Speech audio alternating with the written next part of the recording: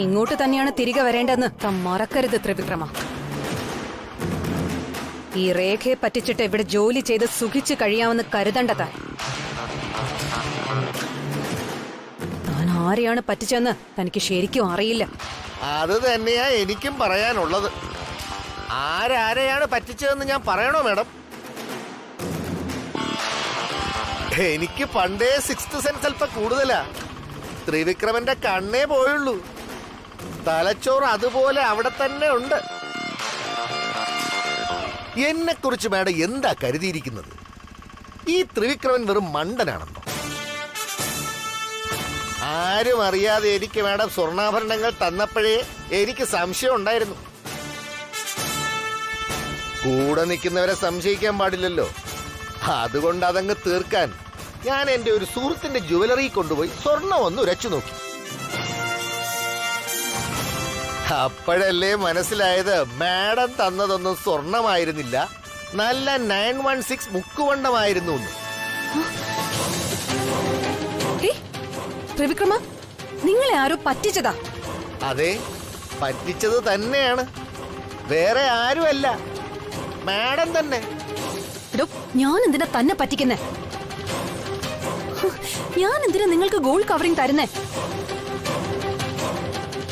താൻ എന്നെ തെറ്റിദ്ധരിച്ചിരിക്കുക. അത് ഒറിജിനൽ ഗോൾഡ് തന്നെയാണ്. അഭിനയം നന്നായിട്ടുണ്ട് മാഡം. പക്ഷെ ഇങ്ങനത്തെ നമ്പരൊക്കെ ഈ ത്രിവിക്രമൻ പണ്ടേ ഇറക്കിയതാ. മാഡം ഇത്രയും ചീപ്പായിരിക്കുമെന്ന് ഞാൻ വിചാരിച്ചതേ ഇല്ല കേട്ടോ. ത്രിവിക്രമ, സൂക്ഷിച്ച് സംസാരിക്കണം. ഞാൻ ആരാണെന്ന് തനിക്കറിയില്ല. അയ്യോ മാഡം, പേടിപ്പിക്കല്ലേ. ഞാനേ മാഡത്തിന്റെ വീട്ടിലെ ജോലിക്കാരനല്ല, ത്രിവിക്രമനാ, ത്രിവിക്രമൻ. മാഡം പറഞ്ഞ പോലെ മാഡം ആരാണെന്ന് എനിക്കറിയില്ല. പക്ഷെ ഈ ത്രിവിക്രമൻ ആരാണെന്ന് ശരിക്കും മാഡം ഇനി അറിയാൻ പോകുന്നതേ ഉള്ളൂ. മാഡത്തിന്റെ കയ്യിൽ നിന്ന് മുക്കുകൊണ്ടമല്ലാത്ത നല്ല 24 കാരറ്റ് ഗോൾഡ് വാങ്ങിക്കാനുള്ള മരുന്ന് മാഡമായിട്ട് എന്റെ കയ്യിൽ കൊണ്ട് തന്നിട്ടുണ്ട്. സമയാസമയത്തിന് മാഡത്തിന് എല്ലാം മനസ്സിലാവും. പക്ഷെ പലപ്പോഴും സാറിന്റെ മൗനത്തിൽ ഞാൻ സന്തോഷം കണ്ടെത്തിയിരുന്നു. പക്ഷെ അതെല്ലാം അറിഞ്ഞിട്ടും അറിയാത്തതുപോലെ പച്ചയായിട്ട് സാറിനെ തിരസ്കരിച്ചു.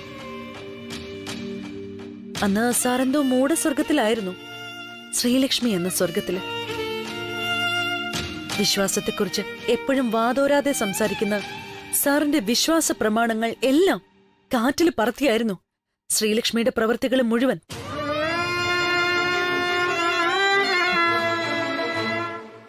ദാ ഇവിടെ പൊടി പിടിച്ച് കിടപ്പുണ്ട് സർ. പണ്ടെങ്ങോ അടിച്ചമർത്തപ്പെട്ട കുറെ ഇഷ്ടങ്ങളും സ്വപ്നങ്ങളും. പഴയ ശ്രീലക്ഷ്മി, പുതിയ ശ്രീലക്ഷ്മി എന്ന് സാറിന്റെ ജീവിതത്തെ രണ്ടായിട്ട് കീറി മുറിക്കുമ്പോഴും സാൻഡ്ര എന്നും സാൻഡ്രയായിട്ട് തന്നെ തുടരുന്നുണ്ട്. സാറിന്റെ ഒരു പിൻവിളിക്കായിട്ട് ഞാൻ കാത്തിരിക്കുക. അധികമൊന്നും വേണ്ട സർ.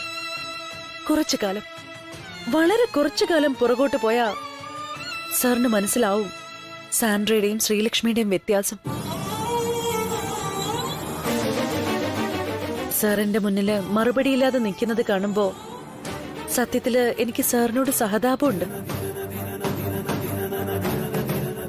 എന്റെ ജീവിതം ഞാനെടുത്ത് സാറിന്റെ ഉള്ളം കയ്യിൽ വെച്ച് തന്നിട്ടും സാർ അതിനെ പുറങ്കാല് കൊണ്ട് തട്ടിത്തെറിപ്പിച്ചതിലുള്ള സഹതാപം. സാറും ശ്രീലക്ഷ്മിയും മതിമറന്ന് നടന്ന നാളുകളില് ഒരു അനാഥയായ പെൺകുട്ടിയുടെ നിസ്സഹായ അവസ്ഥ ശരിക്കും ഞാൻ തിരിച്ചറിഞ്ഞിട്ടുണ്ട്. ഞാനും ശ്രീലക്ഷ്മിയും അന്ന് സാറിനെ ആഗ്രഹിച്ചു. എനിക്ക് കിട്ടാതെ പോയത് ശ്രീലക്ഷ്മിക്ക് കിട്ടി. ഏതൊരു സാധനവും സ്വന്തം ആകുന്നത് വരെയല്ലേ ഉള്ളൂ അതിന്റെ ഭംഗി. അത് സാറിന്റെയും ശ്രീലക്ഷ്മിയുടെയും കാര്യത്തില് ശരിയായിരുന്നു. അതൊന്നും അന്നോ ഇന്നോ സാറിന് മനസ്സിലാവില്ല. രേഖ മാഡം പറഞ്ഞതുപോലെ അന്ന് എപ്പോഴോ ഞാൻ പ്രാർത്ഥിച്ചത് ഈശ്വരൻ നേടിത്തന്നത് ഇപ്പോഴാണെന്ന് തോന്നുന്നു. ഇല്ല രവി, അങ്ങനെയൊന്നും ഒരിക്കലും സംഭവിക്കില്ല. ഞാനതിന് സമ്മതിക്കില്ല. നീ പറഞ്ഞ പോലെ ഞാൻ നിന്റെ പഴയ രാജാറാമാടാ. നിന്നെക്കുറിച്ച് അങ്ങനെയൊക്കെ പറയുന്നത് കേട്ടപ്പോ പിടിവിട്ടു പോയതാ. നീ എന്നോട് ക്ഷമിക്കടാ.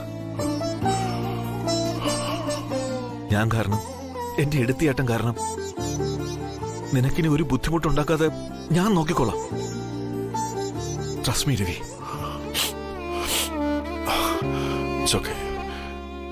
നീ നിന്റെ ദേഷ്യം ഒന്ന് കൺട്രോൾ ചെയ്യണം. അതിനാ ഞാൻ ഇത്ര സംസാരിച്ചത്. ചില സമയങ്ങളിൽ എടുത്തിയാട്ടത്തെക്കാൾ കൂടുതൽ നല്ലത് സംയമനം രാജാറാം. നമ്മൾ പോരാടുന്നത് പകയോടെ എന്റെ മുന്നിൽ വരാത്ത ശത്രുവിനോടും പ്രണയത്തോടെ എന്റെ മുന്നിലുള്ള ശ്രീലക്ഷ്മിയുടെ ജീവിതത്തോടും. രണ്ടിലൊരിക്കൽ വിജയിക്കണം. അതിനാ എന്റെ വലതുവശത്തായി നീ ഉണ്ടാകണം രാജാറാം. എന്റെ ഒടുങ്ങാത്ത പകയിലും പ്രണയത്തിലും നിന്റെ സാന്നിധ്യം എനിക്ക് വേണം.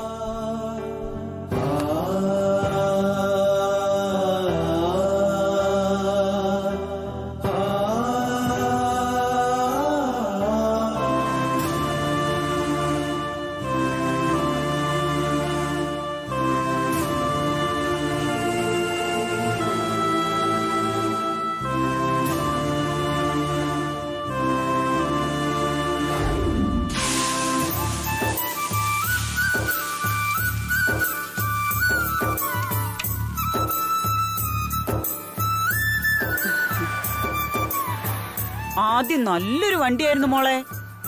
ഈ വീടിന് അഡ്വാൻസ് കൊടുക്കാൻ കാശ് തികയാതെ വന്നപ്പോഴേ അച്ഛൻ അതങ്ങ് വിറ്റു. നീ പഴംപുരാണം പറയാതെ ദോശ ചൂടാ നോക്കടി. ആ ആൾക്കാരിപ്പോ വന്നുകൊണ്ടേയിരിക്കും. മാറിങ്ങോട്ട്, ഞാൻ ചൂടാ.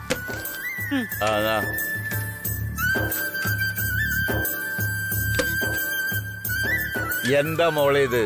മോള് നിനക്ക് ചെയ്യണത്? മോൾ അതൊക്കെ അവിടെ വെച്ചിട്ട് അവിടെ പോയിരിക്കും. ഇതൊക്കെ അച്ഛൻ ചെയ്തോളാം. മാറിയിരുന്ന് റെസ്റ്റ് എടുക്കാനാണെങ്കിൽ എനിക്ക് വീട്ടിലിരുന്നാ പോരായിരുന്നില്ല അച്ഛാ.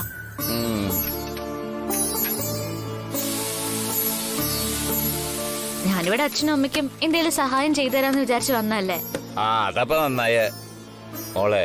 ശ്രീലക്ഷ്മി, നീ ഇപ്പൊ ആരാണെന്ന് മറക്കരുത്. അച്ഛാ, ഇതൊക്കെ എനിക്ക് കുറച്ചു നാളുകൾക്ക് മുമ്പുണ്ടായ സ്റ്റാറ്റസാ. അതിനു മുൻപ് ഞാൻ നീരേറ്റ് കോളനിയിലെ സുദർശന ഭവനത്തിലെ സുദർശന്റെ ഒരേ ഒരു മകൾ മാത്രമായിരുന്നു. ഒരിടത്തരം കുടുംബത്തിൽ ജനിച്ച ഒരു സാധാരണ നാട്ടിൻപുറത്തുകാരി പെൺകുട്ടിയായ എനിക്ക് ഇനി എന്ത് വലിയ സ്റ്റാറ്റസ് ഉണ്ടായാലും പഴയതൊന്നും മറക്കാൻ എനിക്കാവില്ല. ഇനി എന്ത് വലിയ സ്റ്റാറ്റസ് ഉണ്ടായാലും പഴയതൊന്നും മറക്കാൻ എനിക്കാവില്ല. ഞാൻ ഒരിക്കലും പുതിയൊരാളാവാൻ ശ്രമിക്കേയില്ല. അങ്ങനെ ഞാൻ മാറിയാൽ അതെന്റെ അച്ഛന്റെ അമ്മയുടെയും വളർത്തുദോഷായേ കാണുന്നവർക്ക് തോന്നും. ഞാൻ വളർന്ന സാഹചര്യവും അച്ഛന്റെ അമ്മയുടെയും കഷ്ടപ്പാടും ഞാൻ ഒരിക്കലും മറക്കില്ല. അതൊന്നും മറന്ന് ഞാൻ ജീവിക്കേയില്ല. മോള് ശ്രീലക്ഷ്മി, നീ പറഞ്ഞതൊക്കെ കേൾക്കുമ്പോ എനിക്ക് നിന്നോട് അഭിമാനം തോന്നാ മോളെ.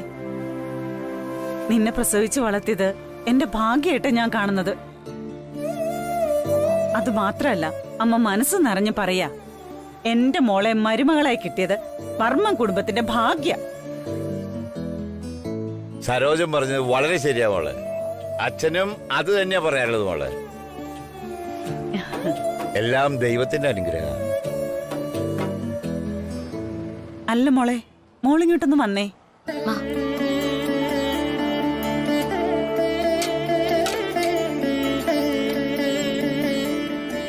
അമ്മ മോളോടൊരു കാര്യം ചോദിക്കണമെന്ന് ആലോചിച്ചിരുന്നു. ഇപ്പോ വർമ്മൻ കുടുംബം എന്ന് പറഞ്ഞപ്പോഴാണ് അത് ഞാൻ ചോദിച്ചില്ലല്ലോ എന്ന് ആലോചിച്ചത്. രവിസാറിന്റെ നല്ല മനസ്സിനെ കുറിച്ച് അമ്മയ്ക്കറിയാം. എന്നാലും അവിടെ നിനക്ക് സുഖമല്ല. അച്ഛനും അമ്മയും വീട്ടിലേക്ക് പോയിക്കൊള്ളൂ. എനിക്കൊന്ന് ടൗൺ വരെ പോണം. ഞാൻ പോയിട്ട് നേരെ വീട്ടിലോട്ട് വരാം. അതിന് മോള് എന്തിനാ പോകുന്നത്? മോക്ക് എന്തെങ്കിലും വേണമെങ്കിൽ അച്ഛനോട് പറ, അച്ഛൻ പോയി വാങ്ങിച്ചോണ്ട് വരാം.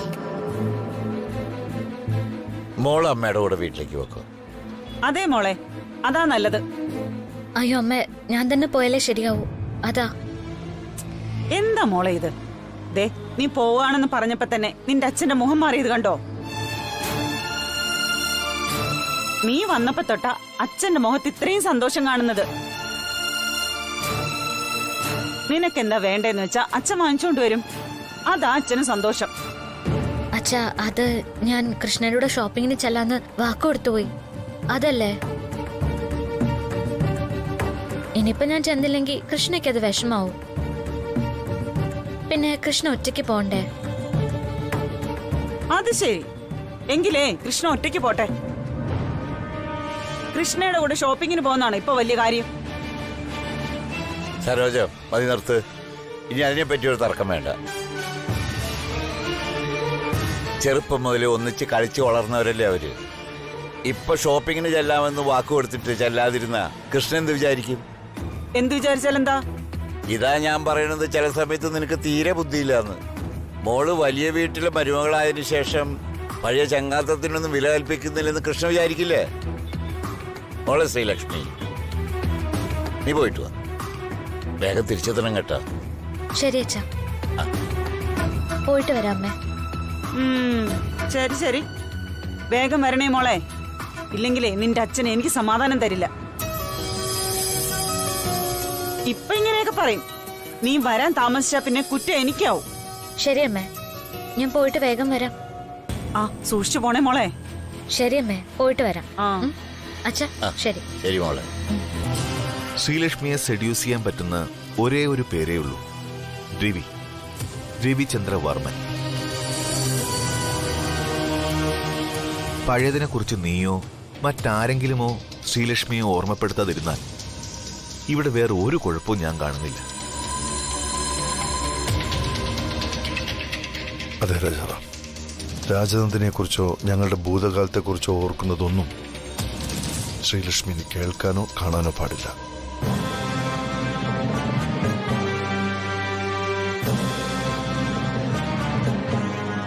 അതിന് പഴയതെല്ലാം ഇല്ലാതാക്കണം.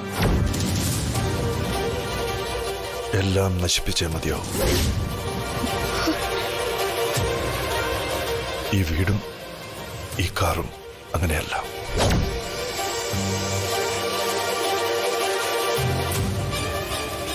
ഓർമ്മകളിൽ ദുഃഖിച്ച് ജീവിക്കുന്നതിനേക്കാൾ നല്ലത് സത്യത്തെ തിരിച്ചറിഞ്ഞ് അതിനുവേണ്ടി ചെയ്യാവുന്നതൊക്കെ ചെയ്ത് സന്തോഷത്തോടെ ജീവിക്കുന്നതല്ലേ രാജാവ്. കുറച്ച് വിഷമങ്ങൾ ഉണ്ടാവുമായിരിക്കും. ഞാനും ശ്രീലക്ഷ്മിയും തമ്മിൽ സന്തോഷത്തോടെയുള്ള ജീവിതത്തിനിടയിൽ അതൊക്കെ മറക്കാൻ എനിക്ക് എളുപ്പമാണ്. ഇപ്പൊ നീ പറഞ്ഞത് കള്ളമാണെന്ന് എനിക്കറിയാം. ഈ വീട് നിനക്ക് അത്ര പെട്ടെന്ന് മറക്കാൻ പറ്റൂ രവി. നീ നേരത്തെ പറഞ്ഞ ഓർമ്മകൾ ഉറങ്ങുന്ന ഈ മണ്ണ്, രാജനന്ദിനെ അടക്കിയിരിക്കുന്ന ഈ മണ്ണ്, എന്ത് കാരണം കൊണ്ടായാലും മറ്റൊരാൾ കയ്യേറുന്നത് നോക്കി നിൽക്കാൻ നിനക്കാവില്ല. അങ്ങനെ മനസ്സ് മുറിഞ്ഞ് കണ്ണു നിറഞ്ഞ് ഒരു തീരുമാനം നീ ഇപ്പൊ എടുക്കണ്ട. രാത്രിയിൽ എന്തോ അന്വേഷിച്ചിറങ്ങി ഈ വീട്ടിനടയിലെത്തിയ ശ്രീലക്ഷ്മി അല്ല ഇപ്പൊ നിന്റെ മുന്നിലുള്ളത്. ഇപ്പോ ശ്രീലക്ഷ്മി കറക്റ്റ് ട്രാക്കിലാണ്. നീ ആഗ്രഹിച്ച ശ്രീലക്ഷ്മിയോടൊപ്പമുള്ള ജീവിതം നിന്റെ കൈകളിലേക്ക് എത്താനാണ് കൂടുതൽ സാധ്യത. ഇനിയും ശ്രീലക്ഷ്മി പഴയതുപോലെ ആവാതിരിക്കണം എന്നുള്ളതാണ് നമ്മുടെ ഉത്തരവാദിത്വം. അത് ഭംഗിയായി ചെയ്താൽ മാത്രം മതി. ഇനി ചികിത്സ കൊണ്ടാണ് ഭേദമായതിന്റെ ലക്ഷണങ്ങൾ കാണുന്നതെങ്കിൽ ഇനിയും സിറ്റിംഗ് ഉണ്ടല്ലോ. അതിന്റെ അവസാനം നമുക്ക് തീരുമാനിക്കാം ഇനി എന്തും.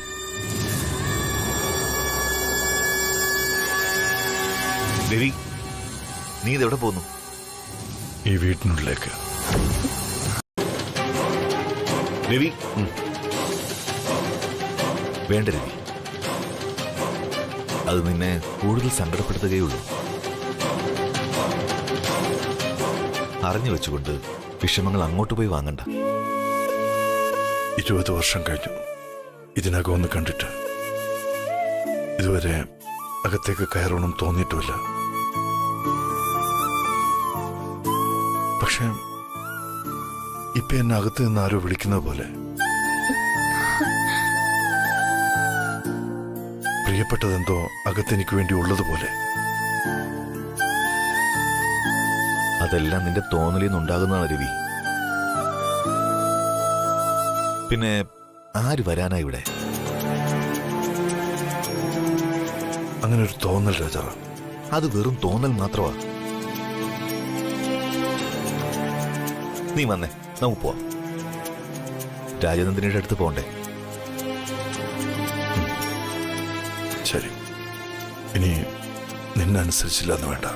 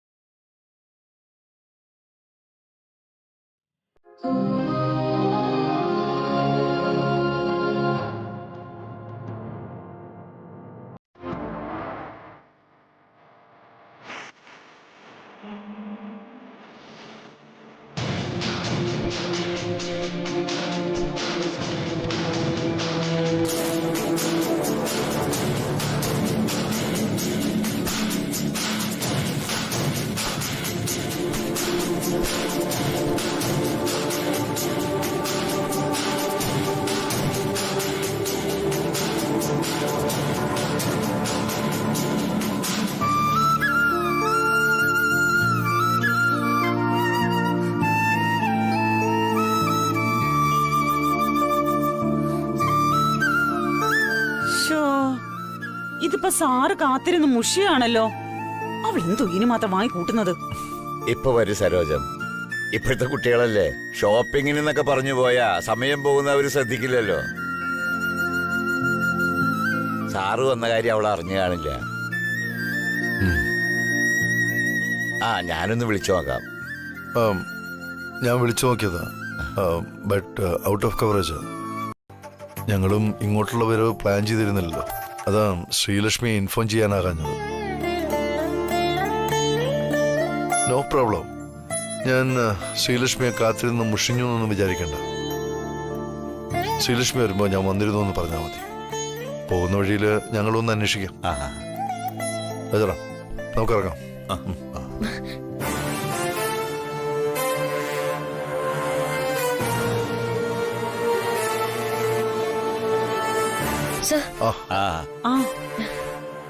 എന്താ മോളെ ഇത്? എന്താ ഇത്രയും താമസിച്ചത്? രവി സാർ എത്ര നേരം നിന്നെ കാത്തു നിൽക്കാന്നറിയോ? സോറി സർ, കൃഷ്ണ കുറച്ച് ദിവസമായിട്ട് ഷോപ്പിങ്ങിന് പോണെന്ന് പറയുന്നു. അതാ ഞാൻ. ഉത്സവത്തിന്റെ സീസൺ ആയതുകൊണ്ട് റോഡിലൊക്കെ ആകെ തിരക്കായിരുന്നു. അതാ ലേറ്റ് ആയത്. ശ്രീലക്ഷ്മി മാഡം, മാഡത്തിന് എന്തെങ്കിലും ആവശ്യത്തിന് പുറത്തു പോകണമെന്ന് തോന്നുന്നെങ്കിൽ ജസ്റ്റ് മേക്ക് എ കോൾ. ഞാൻ കാർ അയക്കാം. മാഡം ഇങ്ങനെ തനിച്ച് ടാക്സി സഞ്ചരിക്കുന്നത് ഒട്ടും സേഫ്റ്റി അല്ല. ഓക്കെ സർ, ഇനി ഞാൻ സൂക്ഷിച്ചോളാം. അല്ല, ശ്രീലക്ഷ്മി ഷോപ്പിങ്ങിന് പോയതാണെന്ന് പറഞ്ഞിട്ട് കയ്യിൽ കവറൊന്നും കാണുന്നില്ലല്ലോ. അത് ഞാനൊന്നും വാങ്ങിയില്ല ദീപു. കൃഷ്ണയ്ക്ക് വേണ്ടിയാ ഞങ്ങൾ ഷോപ്പിങ്ങിന് പോയത്. ആണോ? എന്നാലും കൃഷ്ണനെ വിളിക്കാതെ പോയല്ലോ. വീട്ടിലോട്ട് പോയിട്ട് കാണിച്ചു കൊടുക്കുന്നുണ്ട് അവക്ക്. എന്താണോ തന്നെ ആലോചിക്കുന്നത്? ഒന്നുമില്ല സർ. കൂടുതലൊന്നും താനിപ്പോ ആലോചിക്കണ്ട. കഴിഞ്ഞതൊക്കെ കഴിഞ്ഞു. ഇപ്പോഴത്തെ ഈ വിഷമത്തിനൊക്കെ നാളെ ഒരു സന്തോഷം ഉണ്ടാവും. അല്ലെങ്കിൽ ഒരുമിച്ച് ജീവിക്കാൻ നമുക്കിനി സമയമായിട്ടില്ലെന്ന് കരുതാം. പിന്നെ ഞാനൊരു കാര്യം പറഞ്ഞാൽ തനിക്ക് വിഷമമൊന്നും ഉണ്ടാവരുത്. നാളെ ട്രീറ്റ്മെന്റ് സെക്കൻഡ് സെക്ഷന്. നാളെ നമുക്ക് ഹോസ്പിറ്റലിൽ പോകണം.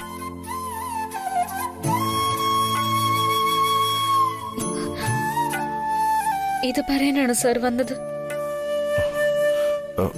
ഇതുകൂടി പറയാനാണ് വന്നത്. പിന്നെ ഇതൊന്നും ഇവിടെ ആരും അറിയാത്ത ശ്രദ്ധിക്കണം.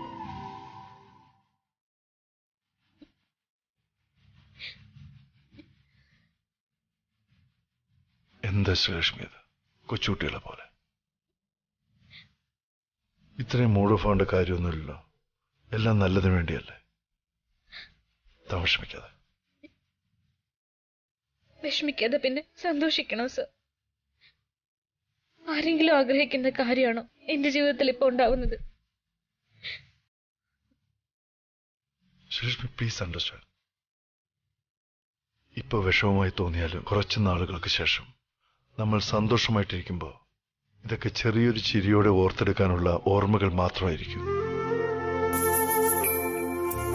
Trust me, please Sreelakshmi. എനിക്കറിയാം സർ, ഇതൊന്നും ആകസ്മികമായി സംഭവിച്ചതല്ല. എല്ലാം എന്റെ നിയോഗം. ദൂരേക്ക് വലിച്ചെറിയേണ്ട എന്റെ സ്നേഹത്തെ എന്നെ സാർ എപ്പോഴും ചേർത്ത് പിടിച്ചിരിക്കുന്നതില എനിക്ക് അത്ഭുതം. അങ്ങനെ വലിച്ചെറിയാൻ പറ്റുന്നത് ഒന്നാണോ ശ്രീലക്ഷ്മി എനിക്ക് താൻ? ഈ ലോകത്ത് എന്റേതെന്ന് പറയാൻ എനിക്ക് താനല്ലേ ഉള്ളൂ. മുമ്പ് വായി മുറിഞ്ഞു പറഞ്ഞതിനും പെരുമാറിയതിനും താൻ എന്നോട് ക്ഷമിക്കണം.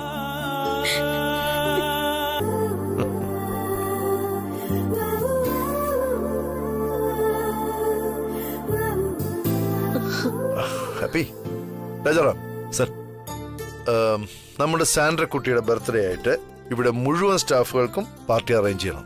Okay sir. ഇനി സാൻഡ്രക്ക് എന്താ സ്പെഷ്യൽ ആയിട്ട് വേണ്ടത്? എന്തായാലും പറയാം. സർ, എന്റെ ബർത്ത്ഡേ എനിക്ക് വലിയൊരു ബിഗ് ഡേ ഒന്നുമല്ല. എന്നത്തെയും പോലെ ഒരു ദിവസം, അത്രയേ ഉള്ളൂ. ഈ ഓഫീസിൽ വന്നതിന് ശേഷം ആ ദിവസത്തിന് എന്തുമാത്രം പ്രത്യേകതകളുണ്ടെന്ന് ഞാൻ മനസ്സിലാക്കുന്നത്. സാറിന്റെ ഒരു ഹഗ്, ഇപ്പൊ തന്നെ ഈ ഹഗിനപ്പുറം, എന്നെ സാർ ചേർത്ത് പിടിച്ച ഈ നിമിഷത്തിനപ്പുറം ഈ ലോകത്ത് മറ്റൊന്നും എന്നെ ഭ്രമിപ്പിക്കുന്നില്ല.